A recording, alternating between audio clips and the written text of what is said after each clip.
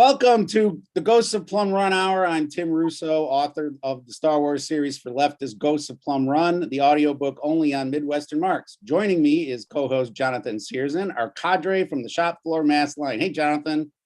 Hey, Tim. How you doing? Not bad, not bad. A little nervous, but because we got such a heavy hitter here. Plum Run is where the ghosts of our story were born, a dry creek bed where the 1st Minnesota made their stand at sundown during their suicidal charge on the second day of the Battle of Gettysburg.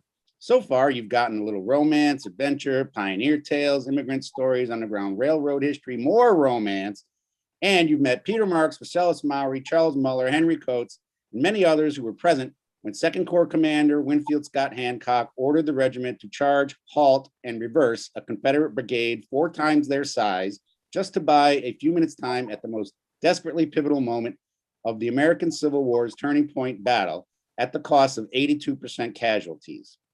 Only 47 of the 262 men present made it back up Cemetery Ridge, one of the highest casualty rates of any action in the history of human warfare. In every sense, it is the charge that saved America. Our YouTube comrade, the Attaché Films guy, Andrew Rakich, described the 1st Minnesota's 15-minute charge as, and I quote, shattering slavers' skulls with every swing of their stainless steel testicles. Shouldn't that be better known than even D-Day? Why doesn't the world know about it? Of course, it falls to Midwestern Marks to begin fixing that. Our guest is history professor Timothy Orr of Old Dominion University, an expert on the Army of the Potomac, and a former park ranger at the Gettysburg National Military Park. Tim has been graciously helping me research the 1st Minnesota's charge for 2 years now, and it's an honor to have him here. Welcome, Tim. Hey, thank you guys for having me. It is always a pleasure to talk about the Battle of Gettysburg. So first off, you got to tell us about that Oasis poster behind you. The Midwestern Marks Mass Line Music Minute is Oasis this week. Yes, it is. Oasis is the band that I gravitated to in my youth. Believe it or not, I was sort of disconnected from all music when I was a child. I just didn't really find anything thrilling, inspiring, or exciting about anything musical. And that lasted until the 90s when Oasis, which is a sort of, we'll call a Britpop band from Manchester, hit the airwaves. And it's difficult to describe, but the sound and the music that they produced was something that spoke to me. And then I got into rock music very hardcore in my teenage years, and that was it. And so, now look at you. What a big shot you are. Yeah. I don't know if Oasis fans count many tenured history professors among their number, but at least there is me. So yeah. let's take it away, Tim. Tell our audience what they need to know about this battle and this charge. Right on. So the Battle of Gettysburg is the costliest engagement of the Civil War. It is fought during the 3rd summer of the American Civil War on July 1st, 2nd, and 3rd, 1863. It is the important battle of the Gettysburg campaign. It's this invasion of the North by the Confederate Army, the Army of Northern Virginia. And after 3 awful days in Adams County, Pennsylvania, Lee's army is defeated by its counterpart, the Union Army of the Potomac, and forced to give up on its invasion plans. And so this is one of the very few times that Confederates ever invade U.S. territory and they're turned back in defeat. And on the 2nd day of the battle, which is the bloodiest of the 3, is when this regiment that is attached to the Army of the Potomac, the 1st Minnesota, which is recruited back during the war's first year in the southeastern counties of the state, they undertake what is essentially a suicide mission to save a imperiled section of the center of the Union line by charging against a much larger Confederate unit that, as you said, was 3 or 4 times its size.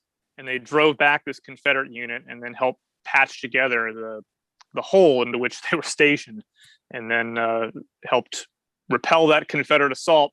So it rolled into a 3rd day of the battle, which finally decided the fate of that engagement.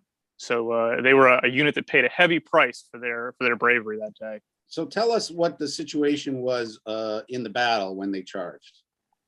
Right on. So the Battle of Gettysburg each day is different. And the second day is when the lines of battle have been established, right? So the Confederate and Union armies are facing each other, and they're about a mile apart, which is typical of most Civil War engagements. And the Union Army is on the defensive, and Robert E. Lee's Confederate Army is on the offensive. And his plan for July 2nd is very simple. He's going to attack the two ends, the two flanks of the Union Army, and do so simultaneously. And that's how he thinks he can find a weak point in the Union position.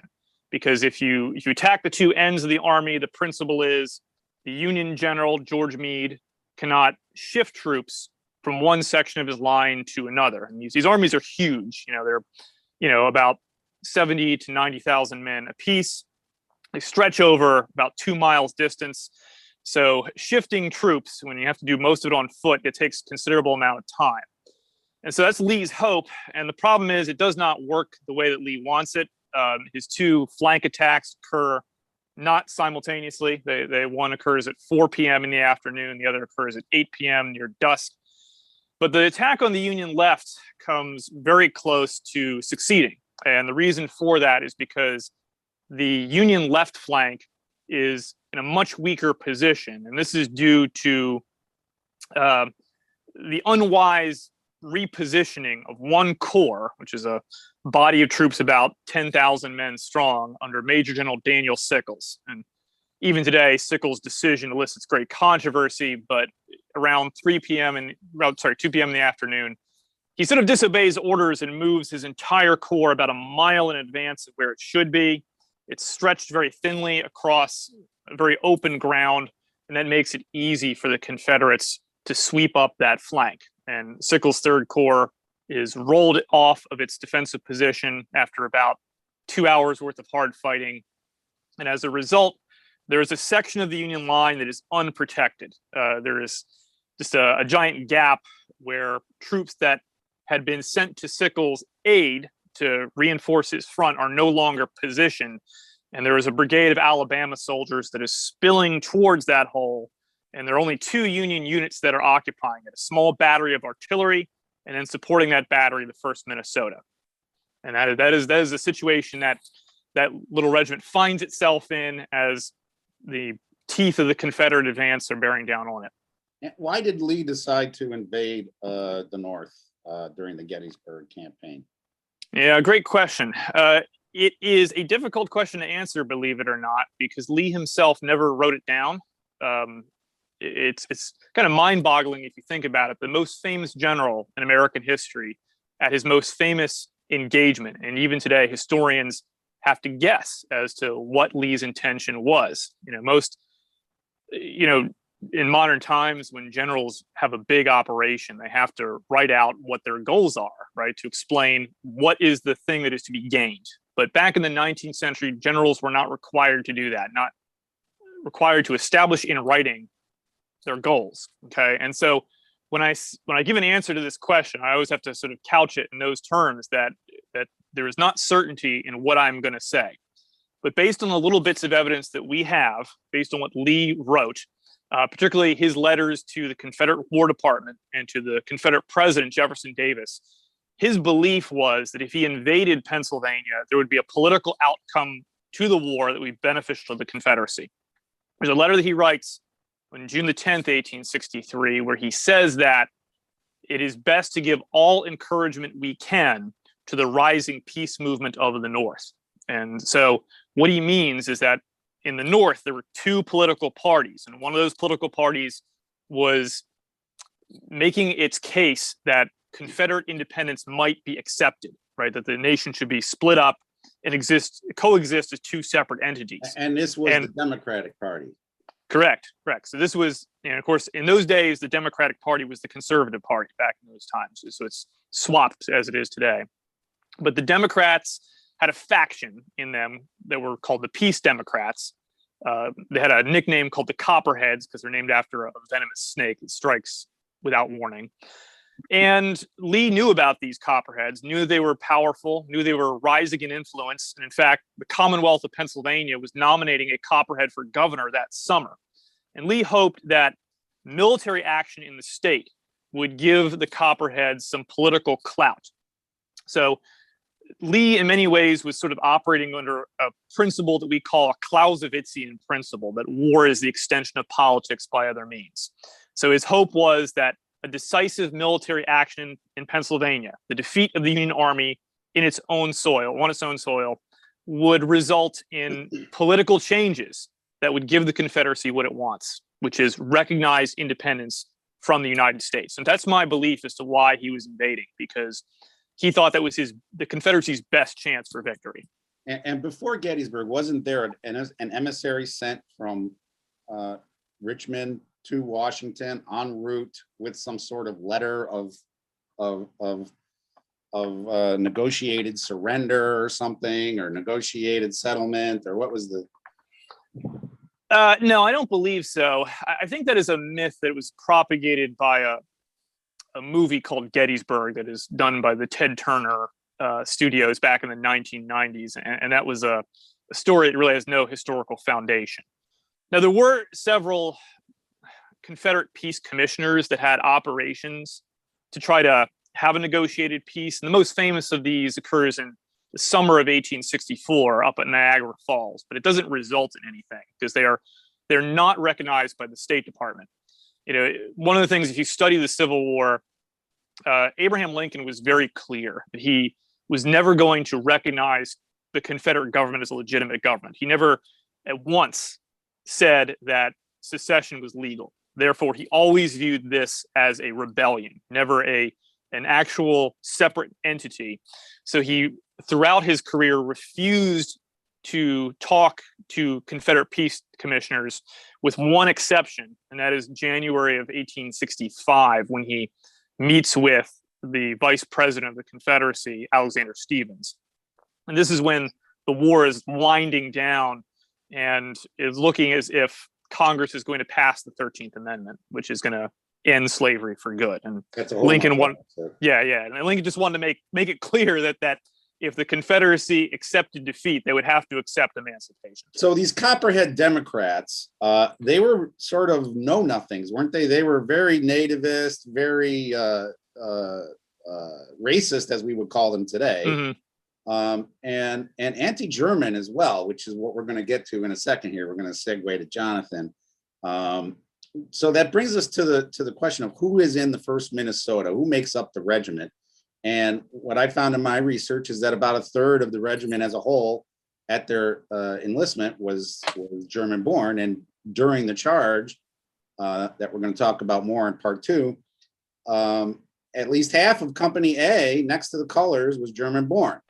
And those people would have known about this Copperhead stuff, this peace overture, all of this we're really going to just surrender here if they beat us, right? Yeah. So Civil War units back in those days were very political. You know, they tried their best to actually engage with the political culture of the time. And this may be something that modern day viewers have a hard time understanding, because, you know, our modern day Army and Navy are sort of recommended not to be political, not to have political statements. But in the 19th century, Union soldiers were encouraged to be political and to take an active role in telling the Northern voting public about what they thought. And there's an interesting phenomenon that takes place mostly in the spring of 1863. So the months before the Gettysburg campaign, where Union regiments will publish what they call resolutions. These are statements of their political opinion, like who they are supporting in the upcoming election. And whole regiments would publish these and then sign off on them. And, you know, and whenever these resolutions are published, they lambaste the Copperheads. Indeed, some of them even threaten death. They actually say that if the Copperheads win, what we want to do is march back to our home state, whether it is Indiana or Illinois or Ohio, where there was in Ohio, they had a very controversial Copperhead candidate. And we will murder them. Like they're very clear about this. And the Copperheads were very active in the Midwest, especially in Ohio. The Landingham ran as a Copperhead and for governor in 1863 and was excommunicated from the country by Abraham Lincoln. Yeah, he was. There was a whole Copperhead situation in the Midwest for sure. Yeah. I mean, it is amazing to think about that, and he wasn't just, originally he is found guilty of sedition, and his sentence was death. Actually, the Union General Ambrose Burnside was ready to execute him, but Lincoln commuted the sentence to banishment, and so he was eventually sent to the South and then took a ship up to Canada. So he ran for governor while he was in exile. I think he was the only. Right. And he got a few votes. Didn't he get like 36% or something? Oh yeah. I mean, because he had a very stalwart faction of Democrats in Ohio who were ready to vote for him. I thought. So all these, let's go back to the charge. So all these guys are sitting there and waiting to throw themselves to their deaths, and this is the environment that they are experiencing, not just on the field, but in the army and in the corps that they're marching with, but at home. Then they're writing letters. They're hearing letters back from their families about all this. Yeah, so they know this political tumult exists, right? That the home front is divided, and if they lose this next fight, there is a chance that the Copperheads are going to change the direction of the war. And I don't know if the 1st Minnesota was part of this movement to send political opinions back to the press, but certainly they knew about it. They knew that some of their other regiments in their army were sending these documents back. So if you're in the 1st Minnesota and you're on Cemetery Ridge on July 2nd, 1863, this is it. This is your opportunity to prove to your citizens that you can fight and you can win. Because if you don't, Pennsylvania could elect a Copperhead, and that Copperhead could say, well, we were going to sue for peace, right? And we're going to recognize Confederate independence. And this could be a terrible moment for the United States if the war is simply turning in a dark direction really fast. And this is in the minds of every Union soldier at Gettysburg. The only reason it's more pronounced for the 1st Minnesota was because they were at the very end of the line. I mean, so let's talk about the people who were in the regiment. And Jonathan, I want you to jump in here. Yeah. What I find most interesting about the regiment's composition is the amount of German Americans. And I myself am mostly German American with my ancestry and everything. And we're always not really taught the flip side of the radicalness of German Americans like August Village and stuff. So when Tim comes to me and he's telling me about this, close to 50% German American regiment that literally saved the entire country here, I was like, please tell me more. So do you have any stories about any of these German Americans celebrating their ethnicity within the regiment? Anything like that?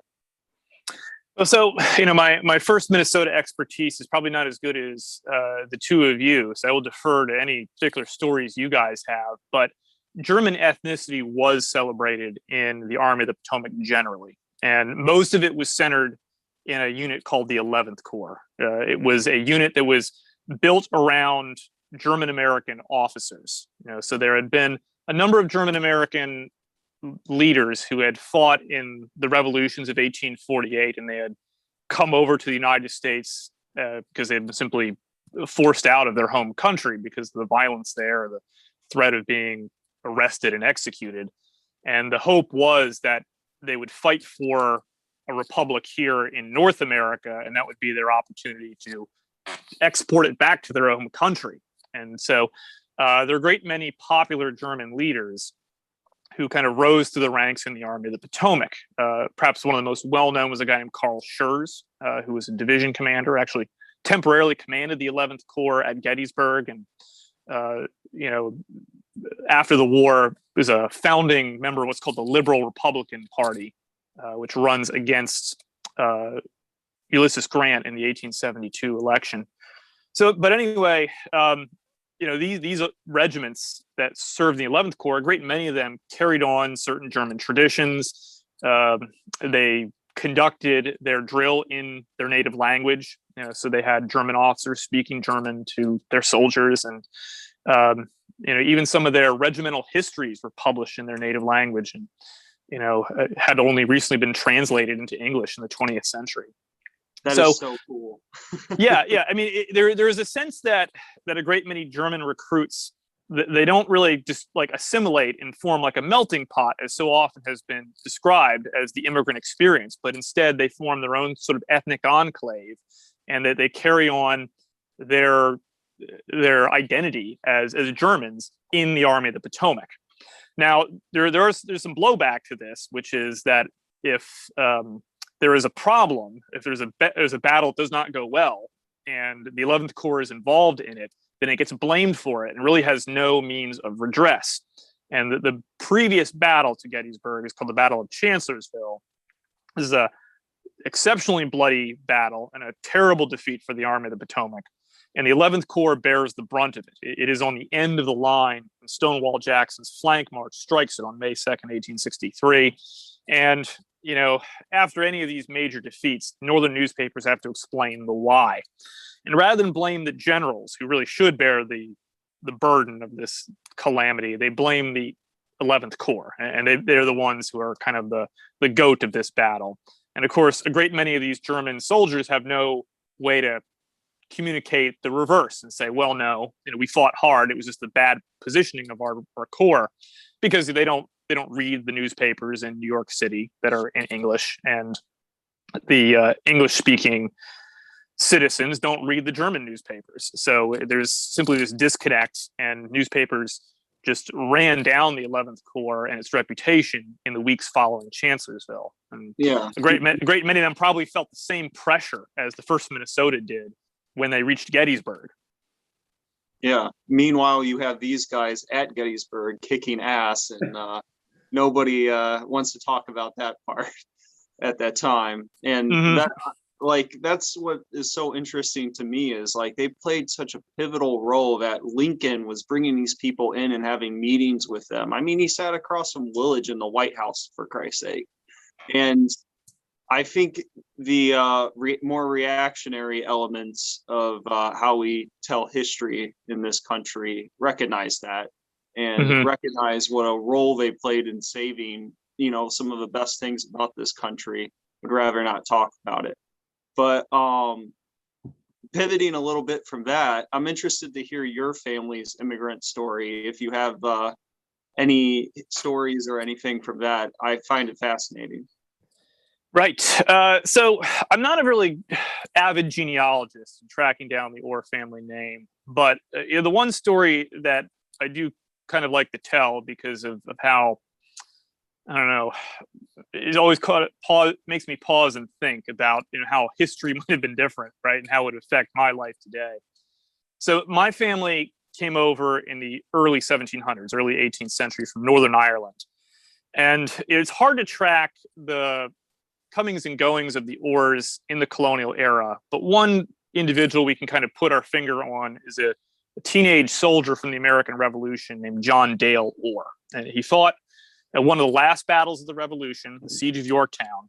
And then after that siege was over, he accompanied a military expedition into Ohio territory, led by a guy named Colonel William Crawford.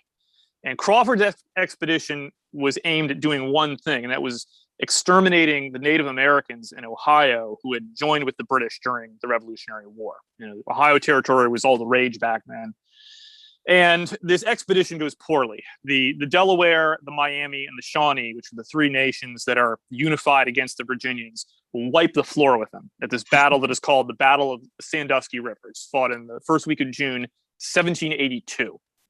And so my ancestor, John Dale Orr, was part of that. He's badly wounded. He's shot in the arm. And it looks as if he is going to be left on the field.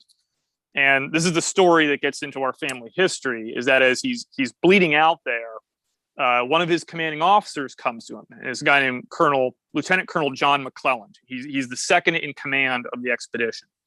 And Lieutenant Colonel McClellan knows Private Orr because Lieutenant Colonel McClellan's son has married John Dale Orr's sister. So there's a family connection. And so he's going to feel guilty if he leaves Private Orr behind. And he says, Private Orr, I'm going to give you my horse so you can escape. You can make it off the field.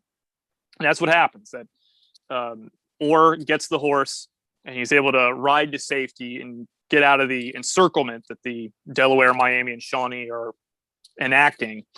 And so he lives to old age, and he establishes a farm in northern West Virginia. That's where they settle, Preston County. But McClellan, the guy who gives up his horse, he dies.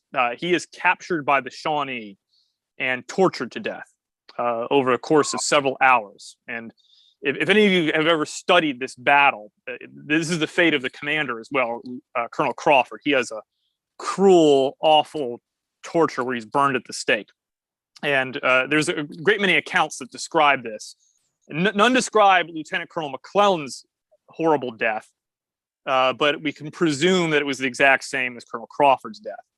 And so that's the thing I often think about, is that if Lieutenant Colonel McClellan had not done what he did and given his horse to this soldier, right, who he barely knew, but just knew because they were connected through marriage, then, well, I guess I wouldn't be here, right? Right? Like the ripple effect is... Fate is a funny thing. Yeah. So that man suffered and died horribly. And as a result, here I am talking to you guys on this beautiful summer evening We'd like 2021. to thank Lieutenant Colonel McClellan for that gracious gift to us here at Midwestern Marks, and it happened in the Midwest too. So, let's get back to the battle and the charge. So, Jonathan, you had a question about what Lee was up to other than invading the United States. Yeah, it seems like he had a secondary mission in mind when it came to it, and who knows, according to the motives of the people in the army, it might have been a first ambition for some of those people in those ranks. But could you talk about how Lee was wasting all this time and resources purposefully rounding up free Black people and trying to drag them off in chains to slavery? Some of them never even knew slavery. Right. They were born free. Could you talk a little bit about that? Because I feel like this is talked about and reported about this march. Yeah, it is one of the unstoried parts of the Gettysburg campaign, sadly. So, when Lee's army invades Pennsylvania, one of the things that they do is, as you said, they round up African Americans that are living in those counties that border Maryland along the Mason-Dixon line. Because the Confederate belief is that any African American who lives there was a former slave who had escaped slavery and got across the Mason-Dixon line to freedom, right? That's their belief. So they think what they're doing is recovering lost property. In reality, most of those that they kidnap are just ordinary free African Americans just trying to get by in the southern tier counties of Pennsylvania. So they're essentially abducted and they're brought back to Virginia with the rest of the wounded and disoriented Confederate soldiers during the retreat. All right. Now, there's a big question about how many they abduct. The best book on the subject is by a guy named Kent Masterson Brown. He wrote an excellent book years ago called Lee's Retreat. It's a fascinating story of the Confederate logistical nightmare that existed after the battle. So it covers everything from July 4th to July 14th. But Brown talks at length about the Confederate abductions and how many they were able to bring back to Virginia. It doesn't seem like it's a very large number. It's probably between 100 and 150 people that they kidnap. But of course, to any of those that are kidnapped, this is just a horrible moment where they're just taken out of their house and brought into slavery, an awful situation, as you said, that they had never known before. And so this is one of the things that happens. And I would have to say that it doesn't seem like it is a directive that is ordered by Lee or anyone on the staff of the Army of Northern Virginia. This is a decision that is done by a single Confederate brigade, a cavalry brigade commanded by a guy named Alfred Jenkins. Jenkins, he has the cavalry, the only cavalry that's attached to the main body of the Army of Northern Virginia. As most Gettysburg scholars know, the bulk of the Confederate cavalry was doing this weird side mission that had really no purpose to the invasion. But Jenkins' cavalry are with the main body, and they're the ones who seem to do all the abductions. And the reason we know a lot about this is that, many of the white neighbors who were there witness these things as these Confederate cavalrymen go in the front doors, pull these families out, and then bind them up. And they said it was horrible to behold, right? These people that they had lived next to their entire lives are being taken to parts unknown. And it was just horrible to see no one ever heard about any of them again. I mean, they were gone. Right. And I imagine, of course, many of them, if they survived the next 2 years of the war, were liberated in 1865 at war's end. But the question was, what happened to them afterwards, right? And so the studies that are being done nowadays are just beginning to kind of figure this stuff out. I would assume that a bunch of them probably were able to break from the Confederate column during the retreat because it's fairly chaotic. And then some of them are almost certainly liberated in 1864 during the Union invasion of Virginia during the Overland Campaign. But then those that didn't make it out, goodness knows where they were held, right? Because the Confederacy probably had prisons for escaped slaves that they just kind of put them in, that these squalid, fetid rat holes. And we talked about where they might be held on the battlefield for the 3 day. Gettysburg. Yeah, but that was probably the easiest part of their journey. The end of it, when they finally got to Richmond or Lynchburg or wherever they were dropped off by the Army of Northern Virginia, that was probably the worst element of it, because, as we said, these abductees, they weren't associated with masters, right? There wasn't anyone who was going to come and claim them, so they were probably waiting in dungeons for the next 2 years for the Union Army to win the war and come liberate them. And again, a lot of this is all speculation because a lot of this research is fairly new, but that is one thing that happens during the campaign. Yeah. Now, the first Minnesota, before their charge and the whole war, would have known about the issue of slavery. But do you think they would have known or heard about these stories of Lee going around rounding up the black folk in Pennsylvania? Was that getting into the Army? Probably not, because you have to think that the first Minnesota and the bulk of the Army of the Potomac has only been in Pennsylvania for a few days before Gettysburg intervenes, right? Because they crossed the line from Maryland to Pennsylvania on June the 30th. So it's really only 2 days till they engage in the battle. And that's really what they're thinking about is the bloody aftermath of that. But again, the people of Pennsylvania that saw this happen, they knew right from the outset of this that these abductions were occurring. So, people in the Army of the Potomac probably had little interaction with African Americans or anyone who had witnessed it.